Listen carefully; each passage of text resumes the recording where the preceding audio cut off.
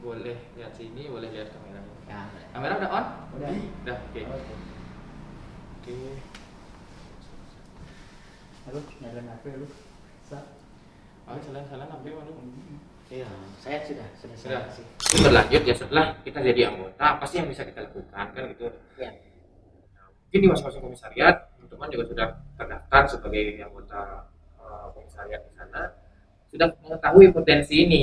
Ada artinya dana operasional dari organisasi terkecil, unit terkecil yaitu komisariat yang bisa kita gunakan seperti itu. Ya. Jadi itu kira-kira kalau menurut Pak sendiri artinya operasional tersebut boleh digunakan untuk kegiatan apa saja dan apakah kira-kira eh, biar terang juga teman-teman sebagai anggota yang baru, saya bayarnya banyak nih, kenapa saya seminar juga harus bayar itu misalnya kan pasti banyak pertanyaan. Mungkin kira-kira bisa diterangkan gitu. Oke, baik. Terkait dengan iuran, karena distribusi terbesar di BPK, sebenarnya iuran anggota itu dimanfaatkan untuk sebesar-besarnya kesejahteraan anggota dan pengembangan diri masing-masing anggota. Jadi kalau umpamanya kita memiliki DPK atau kita masuk ke DPK, kita sebenarnya berhak mendapatkan menggunakan iuran itu. Jadi kalau umpamanya secara kasar gitu ya, dari 260.000, 80.000 dari DPK per tahun. Kalau 80.000 kita per orang gitu ya. Per orang per tahun gitu ya. Jadi dengan 80.000 dalam 1 tahun kita seharusnya bisa menggunakan itu untuk membayar seminar. Kalau dulu kan ada seminar, sekarang dengan namanya webinar kan masih free. Nah, itu seharusnya bisa digunakan tuh. Terus pertanyaannya, iuran itu untuk diapakan? Kan gitu. Jadi seperti yang saya bilang di awal tadi bahwa iuran itu bisa digunakan untuk pengembangan diri maupun kegiatan-kegiatan untuk perawat di PKI. Karena selama ini kan anggota masuk ke pikiran, wah ini iurannya ke pusat, ke daerah, ke wilayah dan ke daerah. Padahal sebenarnya di DPK. Jadi penggunaan iuran itu dipergunakan, ada beberapa item di PKB itu yang selama ini dilupakan. Contoh, untuk pengabdian masyarakat. Kita masih pengabdian masyarakat kan masih dibingungkan nih untuk PKB kan. Pengabdian masyarakat itu bentuknya seperti apa sih Pak? Ya, itu yang belum. Selama ini kita masih berpikir bahwa PKB itu adalah seminar. Iya. Jadi kalau kita berbicara PKB itu kan ada 4 item nih. Praktik profesional, terus pengembangan profesi, kemudian pengembangan diri, pengembangan profesi dan pengabdian masyarakat. Nah, bentuk pengabdian masyarakat selama ini kalau contoh katakanlah masa Covid sekarang gitu kan. Pengabdian masyarakat kita kan lebih untuk terutama yang di DPK kan belum kelihatan. Seperti apa bentuknya? Iya. Kalau dari DPD mungkin sudah ada sumbangan, masker dan sebagainya. Kita ada dua termin ya. Termin pertama itu ke masing-masing rumah sakit, termin kedua ke masing-masing anggota. Nah, itu untuk bantuan ya untuk kita bantuan ke anggota teman-teman yang terpapar COVID kan. Nah, kemudian pengabdian masyarakat itu bentuk pengabdian masyarakat dilakukan oleh DPD. Nah, kalau maunya DPK bagaimana? Nah, ini yang perlu, karena terkait dengan penggunaan iuran itu diserahkan ke masing-masing DPK, DPD, DPW maupun DPP.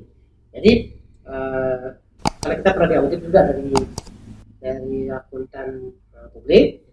Jadi penggunaan itu ada aturan turunannya, nggak sembarangan ya. Yang jelas karena itu adalah iuran memungut dari masyarakat ya, karena kita organisasi massa, maka itu harus dipertanggungjawabkan. Gitu sebenarnya itu kegiatan. Ya, kalau Pak sendiri tadi kan menjelaskan bahwa nominal artinya kasarnya, tapi emang sepertinya memang jumlahnya emang seperti itu ya, 80.000 kurang lebih akan masuk ke DPK setiap tahun setiap orang. Ya.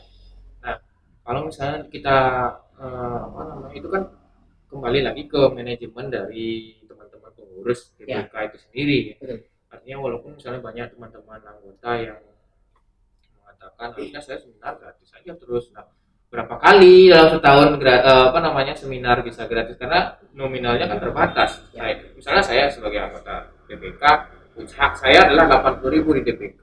Terus saya menuntut kepada pengurus di DPK tersebut sepanjang tahun ini ada 5 kali sampai 6 kali seminar saya harus gratis semua, kan nggak bisa artinya. Artinya itu juga teman-teman supaya jelas, artinya nominalnya hanya segitu.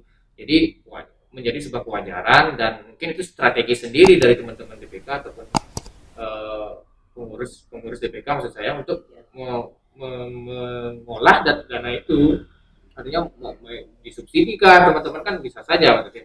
Nah, itu banyak sekali ada pertanyaan seperti itu, berarti artinya saya sudah bayar iuran, kenapa saya sebenarnya harus bayar? Nah, gambarannya adalah seperti itu. Jadi nominalnya sudah jelas, teman-teman tahu. Jadi supaya tidak ada lagi pertanyaan. Jadi itu tergantung strateginya, dalam artian kalau misalnya buat acara itu pasti ada dana operasionalnya, itu dari mana itu nanti kan itu juga harus menjadi pertimbangan dari teman-teman. Oke, itu mungkin dari iuran.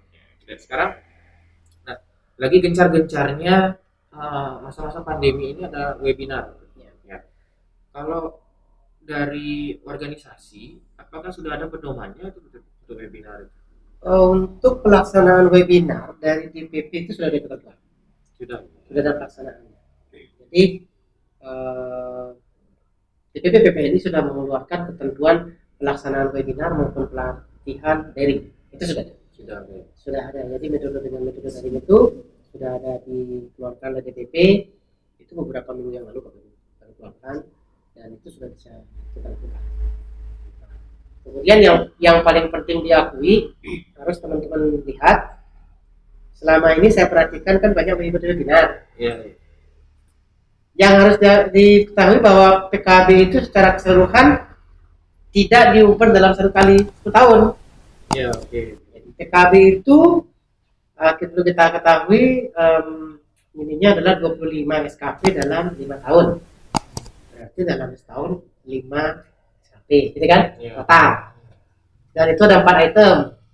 1 pelayanan profesional, 2 pengembangan diri, 3 pengembangan profesi, dan 4 pengabdian masyarakat. Ini harus seimbang nih. Item A pertama terkait dengan pelayanan profesional itu harus ada tiap tahun. Jadi bisa berupa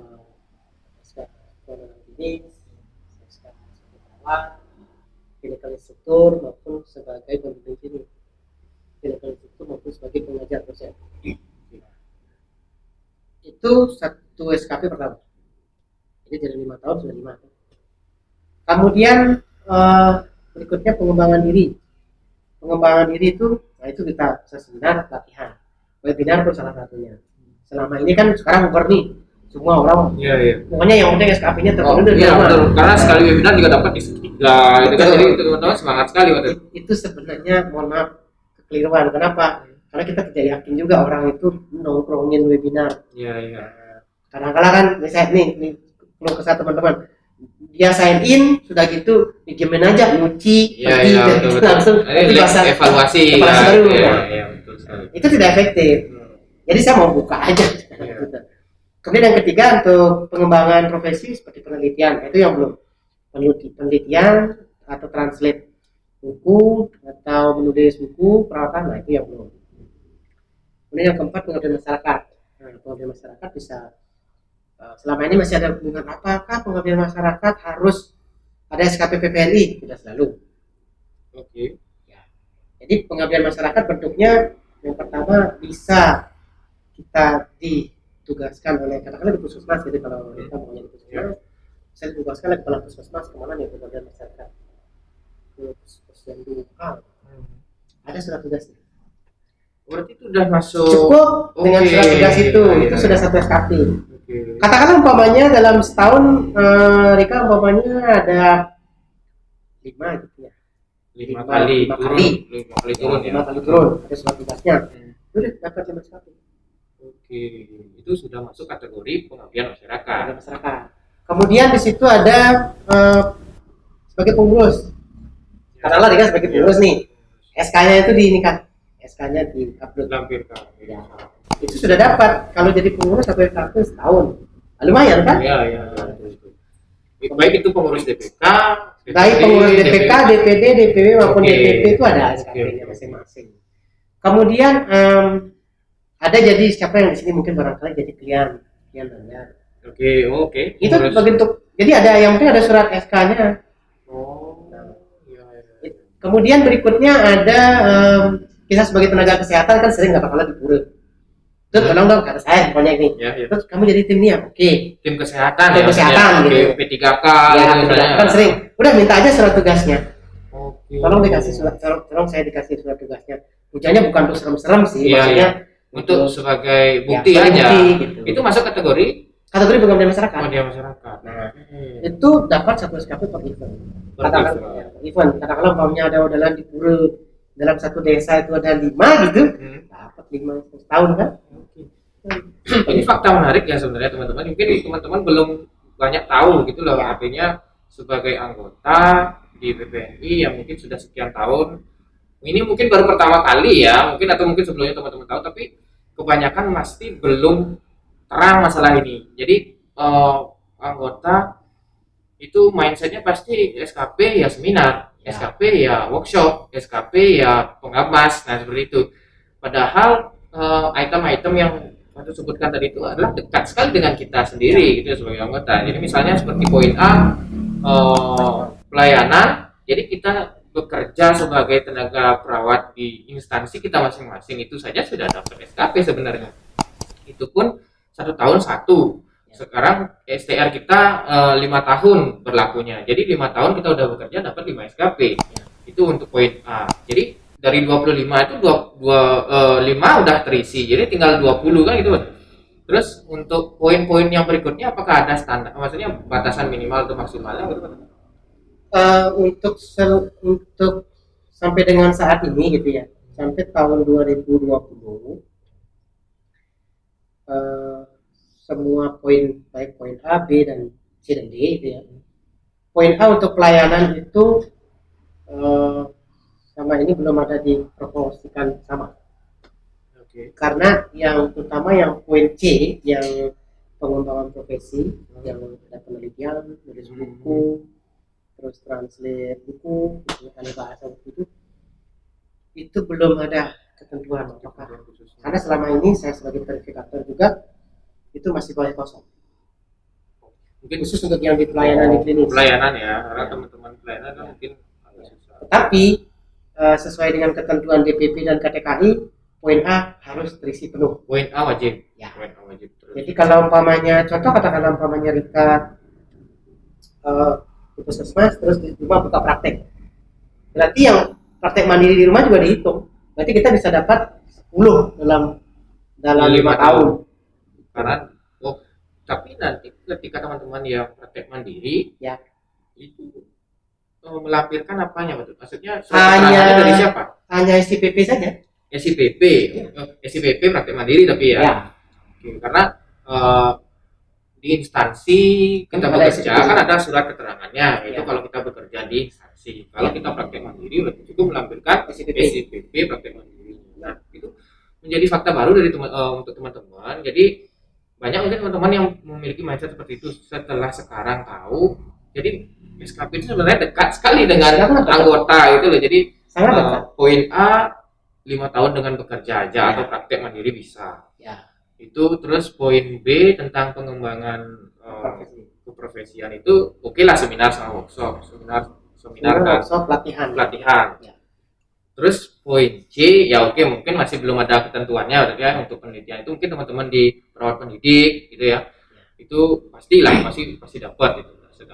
Poin D pengawas ya. Nah, pengawas itu yaitu seperti yang disampaikan tadi waktu dekat sekali. Jadi kita sebagai pengurus organisasi bisa, baik itu organisasi profesi maupun organisasi di rumah ya, di Klian Banjar dan sebagainya.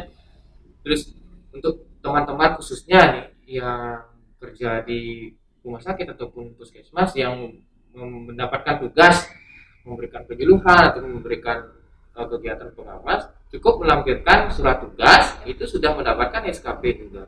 Jadi tujuan podcast ini juga seperti itu sebenarnya, Patut, menerangkan kepada anggota baik hal-hal yang selama ini itu menjadi pertanyaan besar di kalangan anggota yang mungkin belum mendapatkan informasi yang valid mengenai ini. Jadi banyak sekali yang kita dapetin di sini ya teman-teman, itu penjelasan dari Batu tadi, baik itu bagaimana sih kita dapetin SKP, bagaimana sih kita, nah gini, STR sekarang kita kan ngobrolnya kayak webinar gitu, sebenarnya berarti kurang, maksudnya bukan tidak boleh, tapi yang proporsinya sesuai poin-poin tadi ya betulnya. Jadi berapapun kita ikut, sebenarnya itu buat teman-teman biar tahu ya. Berapapun kita ikut webinar, bahkan yang di Bapena itu satu webinar 3 SKP. Jadi berpuluh-puluh punya seminar sebenarnya itu di poin B saja sebenarnya ya. Padahal poin A dan poin D itu kita udah banyak punya sendiri gitu loh. Jadi tapi untuk update ilmu kan nggak masalah. Webinar, kita ikut webinar kan masalah kan, tapi kalau mindsetnya hanya untuk mengejar SKP mungkin keliru gitu ya. Jadi yang paling penting sebenarnya kita mesti spesifik ya. Kalau webinar kita mesti spesifik, maksudnya spesifik itu adalah ini. Sekarang kita sebagai perawat sebagai perawatan. Iya betul. Jadi kita ngobrol itu, katakanlah kayak saya umpamanya, saya mungkin di live support lebih banyak. Saya akan cari webinar yang live support, intensif dan penunjangnya. Kemudian anestesi juga ya, betul kan di Hipani juga. Jadi ada apa namanya? Ada korelasi lah. Korelasi dengan kita. Jadi jangan sampai semua webinar kita itu hanya bingung. Ini pengetahuannya apa ya? Iya betul. Tapi kalau hanya nice to know sih kenapa? Iya, nggak masalah. Gitu. Artinya seperti saya juga mungkin di Puskesmas, jadi komunitas, itu keluarga gitu. Banyak sekali ya yang sudah disampaikan oleh Tut Sudiarto tadi, yang mungkin sudah bisa sedikit demi sedikit itu membuka pikiran dari teman-teman anggota sejawat nurse, khususnya anggota DPD PPNI Kota Denpasar, bahwa kita menjadi anggota PPNI itu nggak sekedar status, nggak sekedar pajangan di KTA gitu. Jadi banyak hal yang bisa kita lakukan kan, itu maksudnya. Termasuk banyak kemudahan yang akan kita dapatkan ketika kita menjadi anggota. Karena syarat mutlak dari tadi yang sudah kata di awal, syarat mutlak untuk mendapatkan surat tanda registrasi sehingga kita bisa bekerja itu ya menjadi anggota organisasi profesi seperti itu. Jadi teman-teman, alangkah baiknya kenal dulu. Nah, itulah tujuan dari podcast ini, kenal dulu dengan organisasi yang kita organisasi kita ini, apa sih itu PPNI. Setelah tadi dijelaskan, saya tidak akan ulang lagi ya, teman-teman bisa putar dari awal lagi nanti ketika mungkin ada yang terlewat, bisa di rewind saja. Tapi intinya adalah kita kenal dulu sama organisasi PPNI ini apa, terus bagian-bagiannya apa saja, kelebihan atau manfaat yang kita bisa dapatkan dari ikut organisasi ini apa gitu. Jadi itu sudah diterangkan oleh Pak tadi dari awal, sehingga mungkin sampai sini dulu Pak untuk podcast. Mungkin saya sedikit mungkin ada tambahan lagi terkait dengan PKB ya. Oke, PKB. Masih perpanjangan STR. Ada ketentuan jika anggota tidak memiliki 25 SKP. Oke. Maka anggota tersebut harus mengikuti uji kompetensi. Betul. Itu yang belum selama ini. Jadi PPNI pun sampai saat ini belum memfasilitasi itu. Dan saya kebetulan karena di bidang organisasi PPW juga, itu sedang kita bahas sebaiknya kita menggunakan seperti apa formatnya. Karena kalau kita mau melakukan uji kompetensi, maka harus ada lembaga sertifikasi kompetensi. Nah, jadi lembaga nilainya sudah ada nih, lembaga sertifikasinya belum. Nah, itu sedang proses penggodokan di DPW. Nah, karena untuk mengeluarkan sertifikat kompetensi itu kewenangan lembaga sertifikasi, bukan PPNI. Tapi di bawah PPNI sebenarnya. Jadi PPNI kalau saya ingat peraturan di awal waktu pembuatan STR itu oleh MTKI masih itu MTKI ya tahun 2012, jika dalam jangka waktu 5 tahun tidak memiliki 25 SKP, maka anggota bersangkutan harus mengikuti uji kompetensi. yang dilakukan oleh lembaga profesi itu sebenarnya. Nah, dalam perpanjangan yang kemarin itu ada yang beberapa yang kurang, kemudian akhirnya mengikuti seminar-seminar itu masih diperbolehkan. Sekarang kan untuk PKB itu kan yang dipakai kan rentang masa berlakunya STR. Oke. Jadi kalau umpamanya STR-nya masa berlakunya 2020 selesai, sedangkan 2020 ini belum cukup. Karena kan ada teman kan 2021 deh. Gitu. Banyak 2021 deh. Nah, ya. itu sebenarnya tidak boleh. Jadi masa berlakunya STR selama 5 tahun itu tercapai apa enggak 5 SKP. Nah, kalau banyak tercapai maka dia harus mengikuti UKOM, uji kompetensi yang dilakukan oleh PTNI. Jadi lembaga sertifikasi profesi PTNI itu yang harusnya dilakukan. Jadi nanti kedepannya akan difasilitasi. Akan ada itu. Ya, ke depan nanti di PW akan ada seperti itu. Jadi nanti asal dari Munas Bali ya, nanti itu akan ada ketentuan. Itu sedang diusulkan. Ya, itu oke, itu solusi untuk mungkin pasti banyak juga kasus seperti itu. Artinya selama 5 tahun sudah diberikan waktu seperti itu, tapi mungkin belum juga tercapai 25 SKP yang sudah dijelaskan poin-poinnya oleh Pak tadi. Ada solusi yaitu uji kompetensi yang akan difasilitasi nanti oleh PNI. Tapi itu masih dalam tahap pembahasan, artinya nanti kedepannya pasti akan diinfokan lebih lanjut. Oke, mungkin supaya durasi nggak terlalu lama juga ya. Nanti rencananya teman-teman anggota sejawat nurse semua, terutama mungkin anggota DPD, PPNI Kota Denpasar yang masih punya undang-undang atau pertanyaan, bisa tuliskan di kolom komentar di bawah, atau mungkin bisa nanti lewat email di ppni.denpasar@gmail.com bisa disampaikan di sana pertanyaannya, undang-undangnya, atau bisa juga melewat platform grup Telegram yang sudah kita bentuk.